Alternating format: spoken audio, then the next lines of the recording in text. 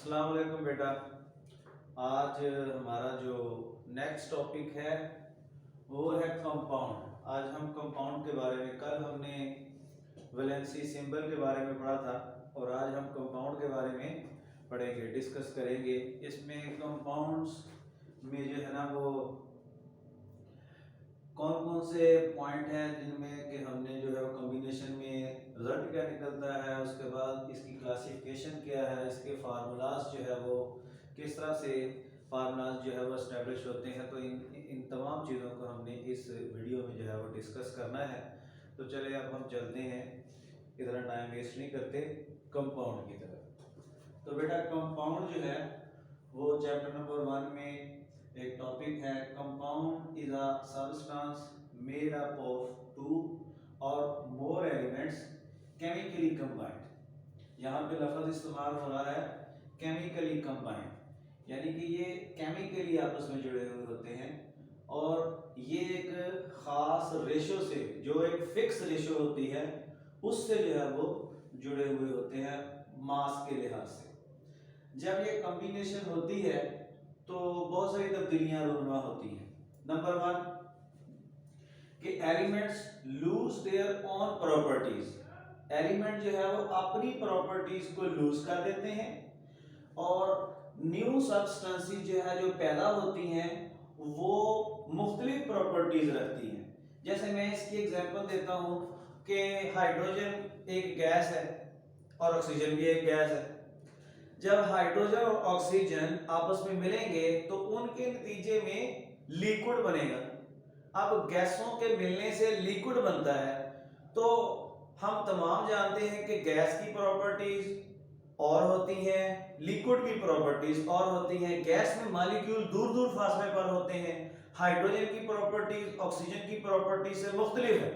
Hydrogen एक बहुत ही low level मास रखने वाली एक गैस है लगा लें, और ऑक्सीजन जो है वो हम फोटोसिंथेसिस के जो है वो मेथड से हासिल करते हैं और रेस्पिरेशन में हिस्सा लेती है, बहुत ही अहम तरीन गैस है। लेकिन इन दोनों के कॉम्बिनेशन से, हाइड्रोजन और ऑक्सीजन के कॉम्बिनेशन से बनने वाला लिक्विड जो है उसकी टोटली प्रॉपर्टीज जो है वो बदल जाती हैं।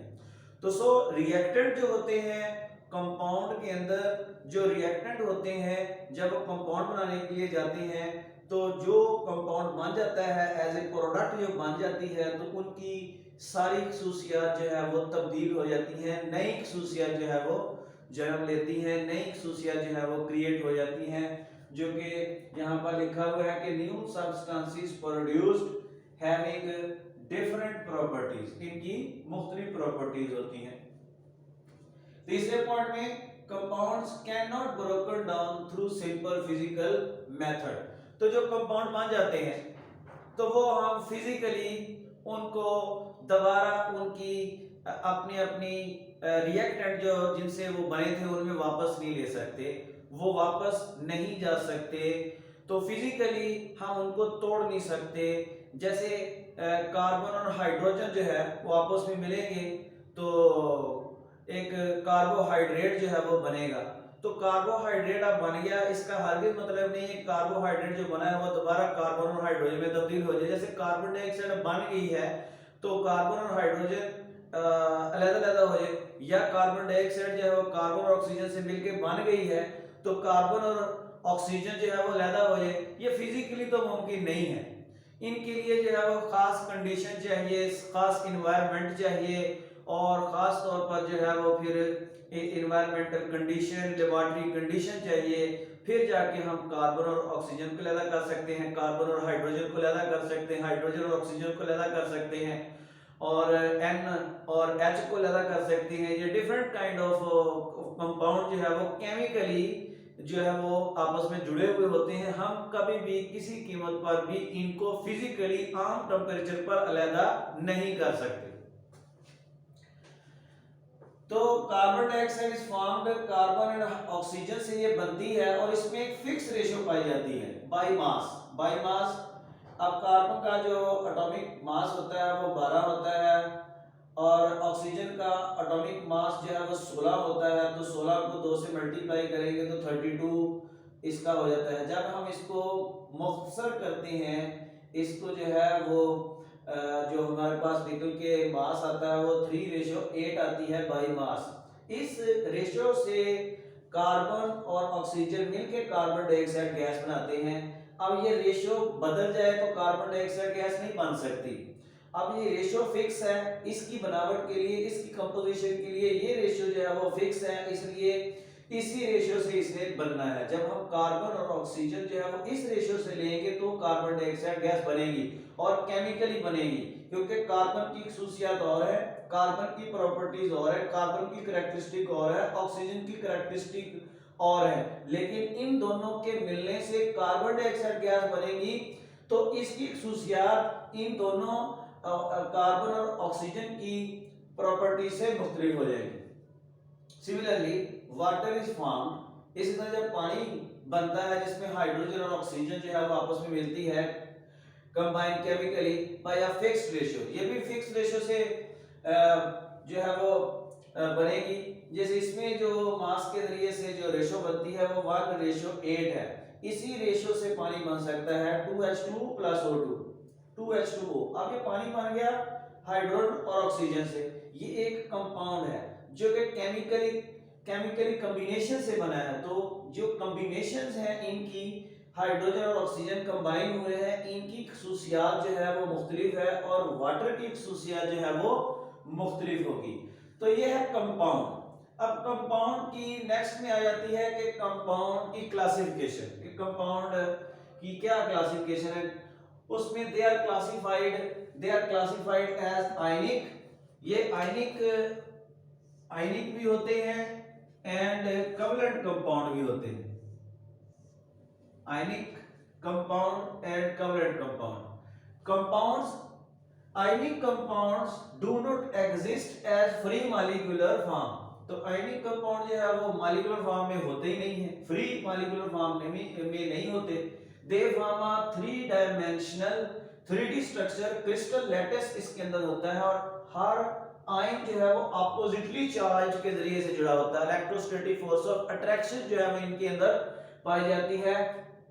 नेगेटिव और पॉजिटिव आयन जो है वो आपस में मिलकर जो है वो फार्मूला एस्टेब्लिश करते हैं, जो कि आयनिक फार्मूला होता है। उनमें आयंस पाए जाते हैं, अपोजिटली चार्ज्ड आयन आपस में जुड़ के जो है वो कंपाउंड बनाते हैं, जिनमें देखें NaCl आम कॉमन जो है वो साल्ट होता है जो घरों में हम लोग इस्तेमाल करते हैं। NaCl के ऊपर होता है पॉजिटिव चार्ज, Cl के ऊपर होता है नेगेटिव चार्ज। ये पॉजिटिव है, ये नेगेटिव है, ये दोनों आपस में मिल जाएंगे और मिलने से जो है वो सोडियम क्लोराइड एक कॉमन साल्ट जो है वो बन जाता है, जो हम घरों में एज ए साल्ट इस्तेमाल करते हैं, टेबल साल्ट के तौर पर इस्तेमाल किया जाता है। पोटाशियम ब्रोमाइड ये भी एक साल्ट है, पोटाशियम के ऊपर जो है वो पॉजिटिव चार्ज होता है और ब्रोमाइड जो आयन बनता है उसके ऊपर नेगेटिव चार्ज होता है। इस तरह कॉपर सल्फेट है, कॉपर के ऊपर पॉजिटिव चार्ज है और सल्फेट के ऊपर नेगेटिव चार्ज है।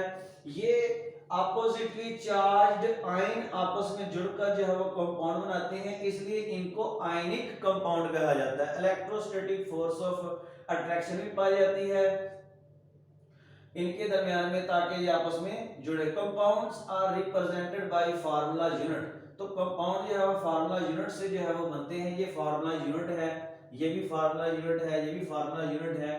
तो ये इसकी एक क्लास है कंपाउंड की जिसको आयनिक कंपाउंड का नाम दिया जाता है। दूसरी क्लास कोवैलेंट कंपाउंड है, बहुत ज्यादा जो है वो हमारी इंडस्ट्री में इस्तेमाल होने वाली क्लास है। Mostly exist in molecular form, ज्यादातर ये मॉलिक्यूलर फॉर्म में मौजूद होते हैं। ये मॉलिक्यूलर फॉर्म में नहीं होते, ये क्रिस्टल लैटिस में होते हैं, अपोजिटली चार्ज्ड आयन की वजह से बनते हैं, जबकि ये मॉलिक्यूलर फॉर्म में होते हैं। और it's formula card molecular formula, इनका फार्मूला मॉलिक्यूलर फार्मूला कहलाता है और इनका फार्मूला फार्मूला यूनिट कहलाता है। तो इसमें देखें फार्मूला जो मॉलिक्यूलर फार्मूला है H2O, HCl, H2SO4 और CH4। ये वाटर है, ये हाइड्रोक्लोरिक एसिड है, सल्फ्यूरिक एसिड है, ये मीथेन है, हाइड्रोकार्बन है। तो इसके कुछ कंपाउंड जो है वो इंपॉर्टेंट कंपाउंड के नाम लिखे हुए हैं, जैसे वाटर है, सोडियम क्लोराइड है, सिलिकॉन डाइऑक्साइड है, सोडियम हाइड्रोक्साइड है, कैल्शियम हाइड्रोक्साइड, कैल्शियम ऑक्साइड है, शुगर है, अमोनिया है, सल्फ्यूरिक एसिड है। अब मैं आपको इसके जो है फार्मूले आपको बताता हूँ। इनमें देखें वाटर का जो फार्मूला होता है, वाटर का फार्मूला होता है H2O, H2O, ये वाटर का फार्मूला है। ये एक कोवैलेंट कंपाउंड है। सोडियम क्लोराइड जिसका फार्मूला NaCl है, ये एक आयनिक कंपाउंड है। Silicon dioxide SiO2, sodium hydroxide NaOH,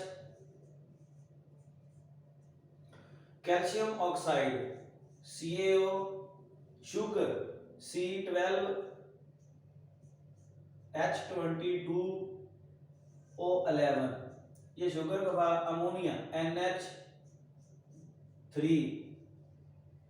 और सल्फ्यूरिक एसिड केमिकली इसको जो है वो किंग ऑफ एसिड कहा जाता है, H2SO4। ये कुछ कंपाउंड और ये उनके फार्मूलाज हैं।